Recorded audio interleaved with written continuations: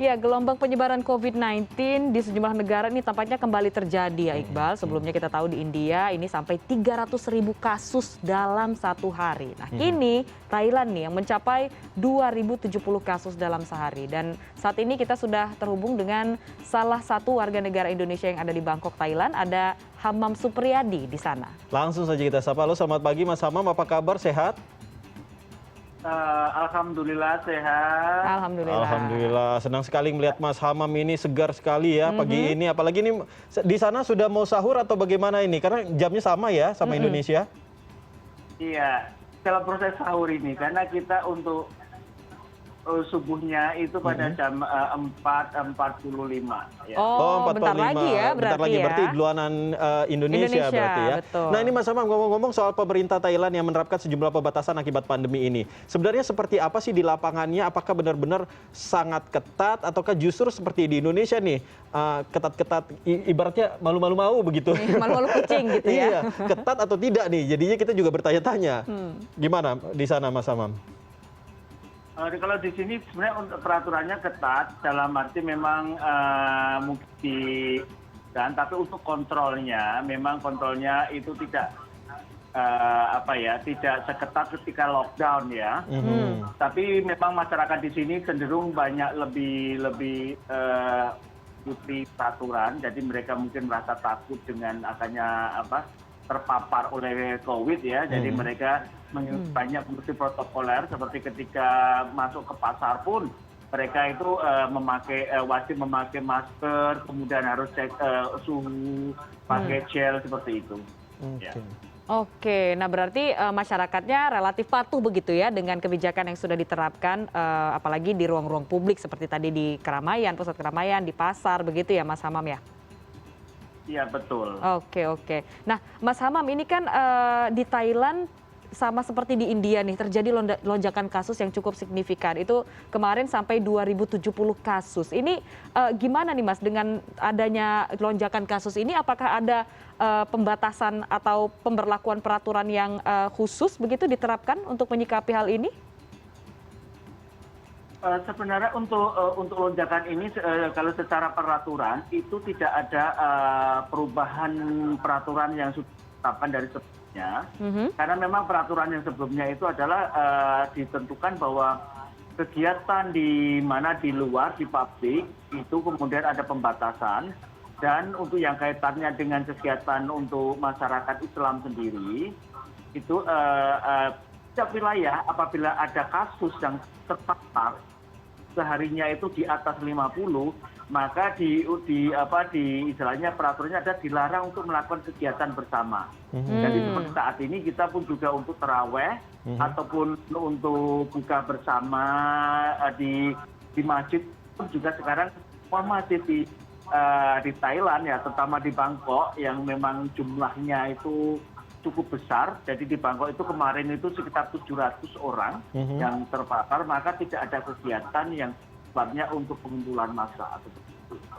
Nah, ini terkait dengan ada ribuan kasus yang terjadi di Thailand. Kalau soal vaksinasi sendiri bagaimana di sana perkembangannya, Mas Hamam sendiri sudah divaksin atau difasilitasi oleh KBRI mungkin di sana? Untuk vaksinasi sekarang ini baru pada fase pertama, jadi memang untuk Thailand mungkin lebih di belakang atau mulainya dibanding negara-negara lain. Jadi sekarang ini di Thailand itu baru difokuskan itu untuk para orang-orang yang memang betul-betul risiko terkena COVID, jadi seperti anggota medis, jadi seperti perawat, dokter itu diutamakan lebih dulu, atau masyarakat yang pada daerah-daerah yang rawan. Karena untuk masyarakat Indonesia sendiri itu memang belum ada seperti vaksinasi. Untuk saya sendiri memang sekarang baru didaftar, istilahnya untuk nanti akan mendapatkan vaksinasi, tapi kapasitas saya sebagai dosen di salah satu di universitas di Thailand, jadi pihak kampus lah yang mengusahakan untuk vaksinasi. Tapi masih proses pengajuan, jadi nanti masih tunggu pengumuman. Ya. Oke, berarti memang masih proses pengajuan dan nanti juga akan ditunggu begitu ya, kapan akan divaksinnya berarti Mas Hamam gitu ya? Iya. Oke, nah Mas Hamam ini kalau berbicara mengenai situasi Ramadan di sana dengan berbagai pembatasan yang diterapkan begitu, lantas bagaimana dengan kegiatan selama bulan puasa ini? Apakah sering ketemu begitu dengan diaspora yang ada di sana dan juga seperti apa kegiatan mengisi bulan puasa? Biasanya digelar secara virtual kah atau seperti apa? Untuk saat ini kita memang untuk kegiatan yang sifatnya bertemu fisik itu sangat jarang. Ya. Ya sangat jarang karena memang untuk anggota diaspora sendiri masing-masing juga bekerja dari rumah. Maka kita sendiri juga jarang melakukan kegiatan-kegiatan yang sifatnya fisik. Yang virtual itu kita kadang hanya ada mahasiswa itu mengadakan pengajian pada menjelang buka puasa, jadi mengundang untuk masyarakat Islam, Muslim yang ada di Thailand untuk bergabung seperti itu. Ya. Mas Hamam sendiri sudah berapa lama ini di Thailand? Oh, saya sendiri sudah hampir 20 tahun saya. Hampir 20 tahun. 20 Luar tahun, biasa. wow. Lama-lama jadi warga negara di Iya. sana ini Mas Hamam. Tapi gimana ceritanya kalau misalnya Negara tetap Indonesia. Oh, tetap cinta warga Indonesia. negara tetap Indonesia Garuda ya. tetap di dada. Oh, Garuda di dada, benar baik. Alhamdulillah. Nah, ini berarti udah berapa lama nih tidak pulang ke Indonesia sejak pandemi tentunya? Saya pulang itu sudah lebih dari sejak pertama, jadi ketika terakhir saya pulang itu Oktober 2019 ya, itu terakhir pulang ketika ada musibah di rumah. Nah, kemudian setelah itu pada mulai Maret sudah mulai lockdown, jadi Maret tahun lalu, maka sampai sekarang belum bisa pulang lagi ke Indonesia. Oke. Karena ketika kita pulang ke Indonesia, apalagi pemegang visa kerja itu nanti akan kembalinya ke Bangkok itu yang akan sulit. Oh gitu, jadi memang menghindari begitu ya, menghindari nanti kembali ke Thailand ya karena untuk bekerja itu sulit, jadi lebih memilih untuk di sana dulu aja begitu ya. Nah tapi udah 20 tahun nih Mas Hamam di sana, apa sih yang paling dikangenin dari Indonesia nih kalau boleh tahu?